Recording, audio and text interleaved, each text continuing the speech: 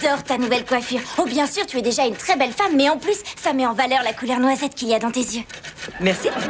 Ça me prouve que tu es une sacrée baratineuse. Bon, alors qu'est-ce que tu veux? D'accord. Tu sais que vous êtes les seuls et uniques parents de mon groupe de copines qui ne sont pas divorcés et que ça m'ennuie vraiment beaucoup. Ton père et moi, nous sommes déjà excusés pour ça. Alors j'ai pensé que ce serait plus cool si j'avais un piercing dans le nombril. Non. Non, maman, tu te rends pas du tout compte de la vie d'une adolescente à notre époque. C'est vachement dur de savoir qui on est dans le monde actuel. C'est le but que je me suis fixé. Je veux savoir qui je suis et ce que je veux faire. Oh, ma chérie, je suis désolée, mais je crains qu'on ne puisse pas t'aider. Mais pourquoi? C'est pas en te transformant en passoire que tu y verras plus clair. Papa, maman est injuste avec moi. Oui, avec moi aussi. Papa! Hey! Oh! Toi, il faudrait que tu cours moins vite ou que tu grandisses, hein, ma poulette? Fiche le camp, Vermisseau, et habille-toi au moins. Tais-toi, espèce d'imbécile. C'est maman qui m'a dit de me déshabiller. Mais n'oublie pas, on garde ses sous-vêtements jusqu'à la fin du dîner. On faisait pareil quand on sortait ensemble. Hé, papa, je peux avoir un piercing au nombril? Judy, elle peut avoir un piercing au nombril. Tu peux pas répondre tout seul? Judy, est-ce que je peux répondre tout seul? Non. Désolé. Vous êtes vraiment nuls comme parents. De vrais parents se seraient assis pour en discuter avec moi. Écoute, chérie, ta mère et moi, on veut à tout prix essayer d'être de bons parents. Alors, on va en discuter. Alors, Lorraine, pourquoi tu as envie de te faire percer le nombril? Bon, alors je te... Non. Désolé. Désolé, je rigolais, je t'écoute. Donc voilà, je trouve... Non. Ah, c'est pas mal. Ah, ça fait des siècles que j'ai envie de faire ça. Eh ben, crois-moi, c'est marrant. Oh, arrête un peu, Bill. Continue, Lorraine. D'accord, donc je trouve que... Ah, t'as raison, c'est très marrant. Je vous déteste tous les deux. Eh, monte dans ta chambre. Parfait. Tu sais, elle a la télé, la vidéo et la stéréo dans sa chambre. Attends. Va dans ma chambre. Oh, c'est pas vrai. C'est vrai, avec un écran minuscule, sans le câble, ça, c'est une punition. You can read me, baby, like an open book. Stop me dead in my tracks with only just one look. Now when the lights go down, and when it comes to you and me, girl, ooh, you turn me inside out. I'm still in love with you today, 'cause you make me happy.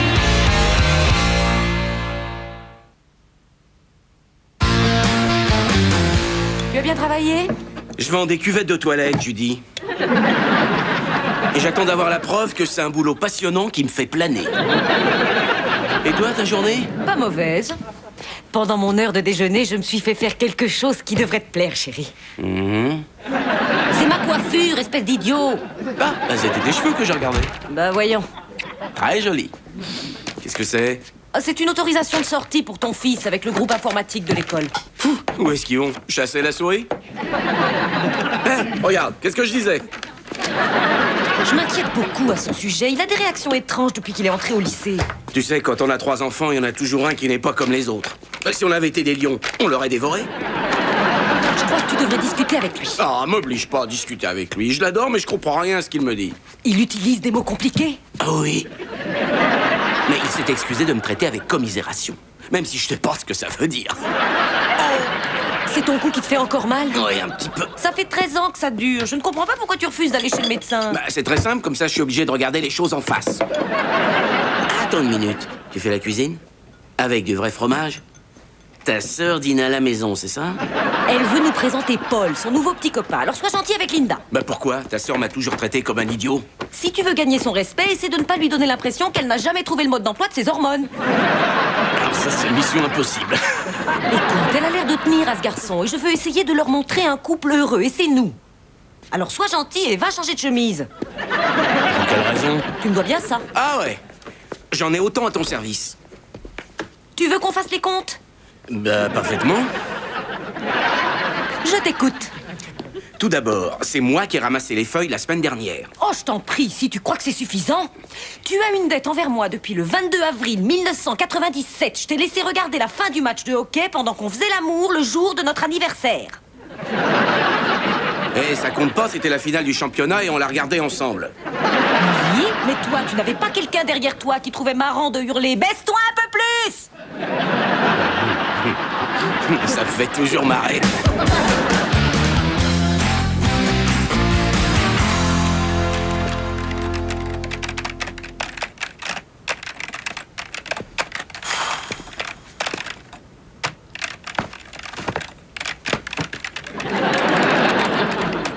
Ramasse-la, papa.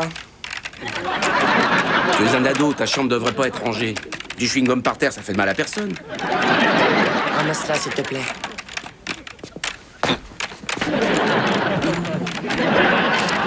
Alors, qu'est-ce que tu fais?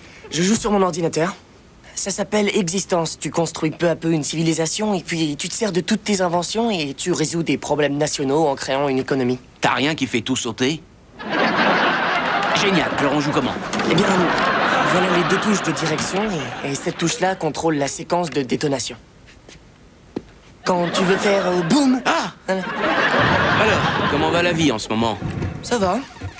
Marianne, maintenant que t'es au lycée, ta maman et moi, on veut que tu saches que si tu as besoin de parler à quelqu'un, tu peux... Crève! Dis-moi, tes notes sont toujours bonnes? Ouais. Tu veux abandonner l'école? Non. Si tu le fais, je suis le seul qui s'est occupé de toi, c'est d'accord? D'accord. Parfait, on se revoit à la fin de l'année. Ben, en fait, j'ai un petit souci. C'est pas une question de maths, parce qu'il y a que ta mère qui peut t'aider. Ça concerne les femmes surtout. Ah. T'es parvenu à conclure? Non. Mais il y en a une qui m'attire. Ah ouais. Il y a une fille qui a enfin rejoint le clan des matheux? Non. Crois-moi, cette fille n'a vraiment aucun goût pour les maths. Elle est balancée comme une reine, alors. Ouais, c'est plutôt ça. Nous, les Miller, on les aime bien rouler. Et c'est quoi ton plan d'attaque? Ben, jusque-là, je l'aide à faire ses devoirs de classe et aussi je porte ses bouquins, j'écoute ses problèmes. Tout ça, c'est très bien, mon garçon. Si tu veux faire partie du club, dès que je toucherai pas un nichon de ma vie.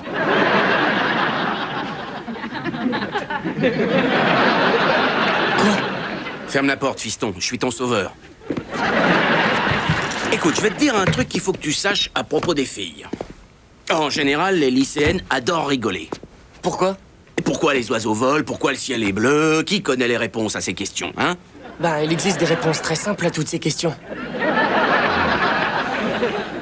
Tu veux toucher les seins d'une fille ou rester bon élève? Allez, papa. Ouais. Il faut que tu leur fasses croire que tu es dangereux. Quand j'étais au lycée, ta maman était la plus canon de la classe. Je l'avais jamais approchée. Un jour, j'ai été pris en train de fumer une cigarette et de jeter une boule puante dans les toilettes. C'est ce jour-là qu'elle m'a enfin regardé avec de l'amour plein les yeux en pensant « Ce garçon est celui qui déplaira le plus à mon père. » Et je suis fier de dire que je déplais toujours à ce vieux babouin. C'est pour ça que grand-père dit toujours que tu ne seras que le premier mari de maman. Ouais, c'est exact. Le dîner sera prêt dans 5 minutes. Oh, merci. Alors Linda me dit que vous êtes mariée depuis une quinzaine d'années. Ouais, et je peux dire très honnêtement que ça ne vaut toujours pas le coup de se débarrasser d'elle. Ça, c'est de l'amour, hein? Et vous, Paul, Linda m'a dit que vous êtes psychiatre. En fait, je suis psychologue. Si je voulais être psychiatre, il faudrait que je fasse médecine et encore 3 ans d'internat. Ouais, je comprends ce que vous ressentez. Moi, j'aurais pu prendre des cours de management au boulot, mais ça me prenait 3 samedis de suite. Paul est aussi un auteur publié depuis peu. Allez, vas-y, parle-leur de ton article. Eh bien, c'est un petit article que j'ai écrit pour un magazine qui donne les moyens de relâcher sa négativité intérieure. Et vous faites quoi? Je vends des cuvettes de toilette. C'est aussi un moyen de relâcher sa négativité intérieure. Chérie, c'est le moment de te mettre au lit. Je peux montrer mon dessin à papa. Ah, c'est quoi? C'est papa au cabinet. Très bien, chérie, allez, monte. Dépêche-toi, allez au lit. Pourquoi je peux pas rester ici? Parce que je t'aime beaucoup trop, chérie. Allez, file. Ce dessin est vraiment très réussi. Mais ça ne peut pas être Bill parce que cet homme est en train de lire. C'est agréable quand ceux qu'on aime font de jolies choses pour vous. Tu dois bien connaître ça, Linda. Tes chats doivent sûrement t'en faire tout le temps, hein? Bill, tu veux être gentil, s'il te plaît? Désolé, c'est Linda qui a commencé. Ravi de vous avoir rencontré, mon vieux. Je t'en prie. Linda et moi, nous tenons à avoir une relation très honnête l'un envers l'autre. En fait, c'est de ça que parle mon article. Oui, vous savez, Paul pense que la réussite d'une relation épanouie et heureuse entre 2 êtres se fonde sur l'honnêteté totale et la sincérité absolue. J'ai une idée On pourrait jouer au jeu de la vérité. Qu'est-ce que c'est que ça? C'est là que tu peux dire à ton partenaire une chose que tu as toujours voulu lui dire, tout en restant dans le respect et l'amour de l'autre, tu vois, ce qui évite qu'il se mette trop en colère. J'ai un autre jeu, moi. Ça s'appelle J'aimerais bien refaire l'amour un de ces jours. Alors, Allez, voyons, vous allez vous amuser, d'autant que vous avez l'air d'être un bon ménage. Nous sommes un bon ménage. Eh bien, lançons-nous, c'est un exercice très drôle. moi, je me suis marié pour un tout autre genre d'exercice. Linda et moi, on commence, d'accord? D'accord.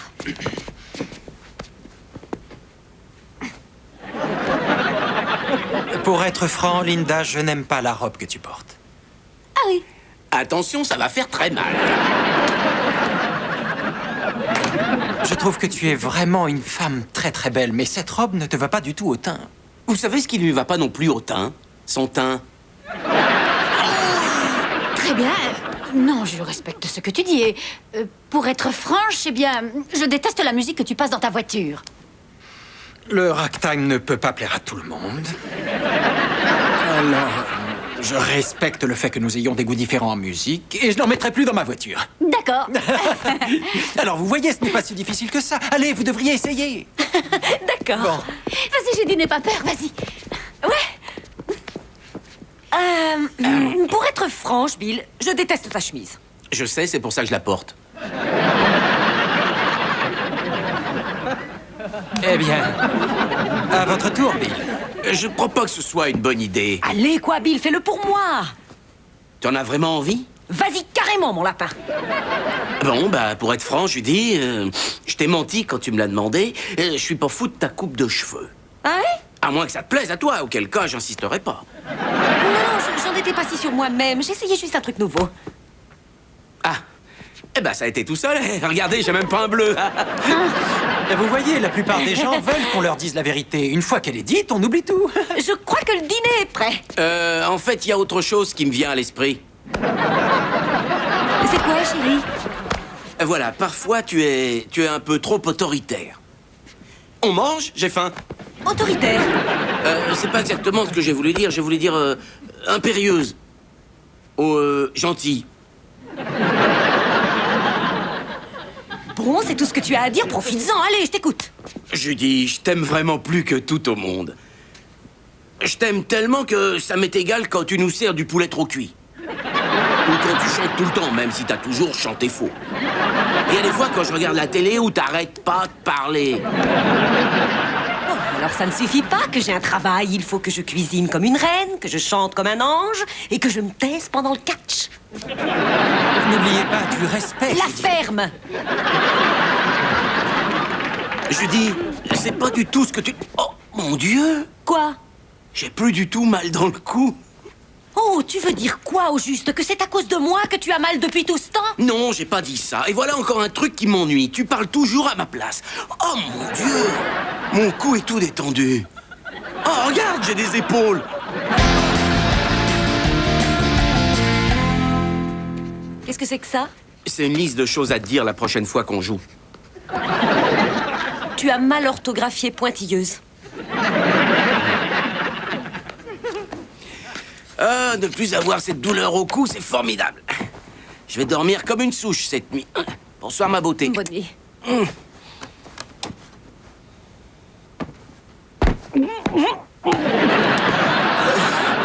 Mais qu'est-ce que tu fais? Je pensais que puisque c'est si horrible de vivre avec moi, tu préférais peut-être ne pas vivre du tout. Je te signale que ce dîner, c'était une idée à toi. J'ai accepté de jouer à ce jeu uniquement pour te faire plaisir. Mais t'avais pas besoin de l'apprécier autant. Je ne voulais pas y jouer du tout, mais tu semblais y tenir, alors j'y ai joué. Tu crois que c'est juste que tu sois fâché contre moi parce que je t'ai fait plaisir? Tu as raison, excuse-moi.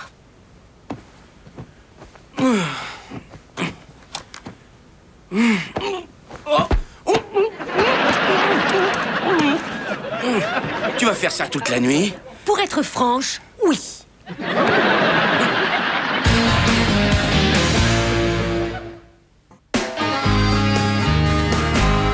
Bill? Bill, où es-tu? J'arrive tout de suite. J'ai eu ton message, je me suis dépêchée. Les enfants vont bien?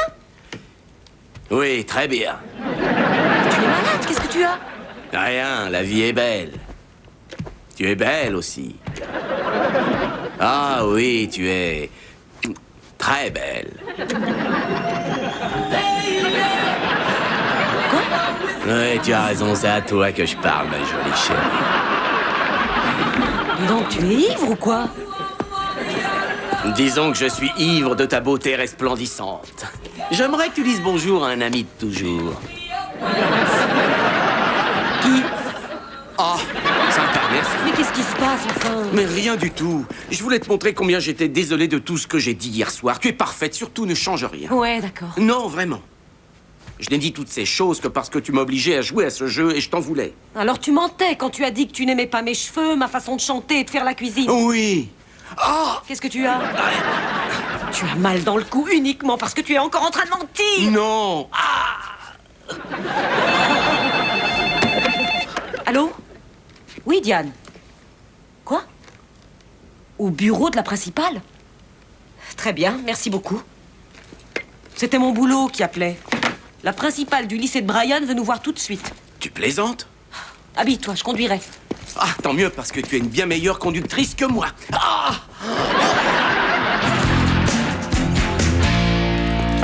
Chérie, est-ce que tu vas bien?